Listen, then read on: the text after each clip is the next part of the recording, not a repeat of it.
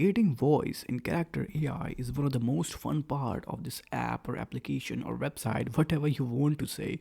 Now this video is a step-by-step guide on how you can do it. For example, I'm logged on to the website of Character AI with my favorite browser called Brave browser. Now you have to see here on the left side create button, you have to click on the voice option just beneath the character button. After clicking on the voice button, it will take some time. You have to agree and continue. You can upload your sound here. You can upload your own sound. Yes, this is the part. No, now remember you have to record your 3 second to 15-second sound. It should be clear, no background noise, so it can actually capture you.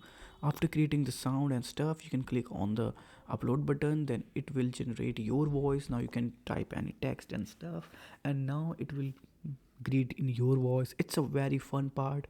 It maybe customize your entire chatbot activity. So this is very fun part of chat AI, and I'll see you in the next one.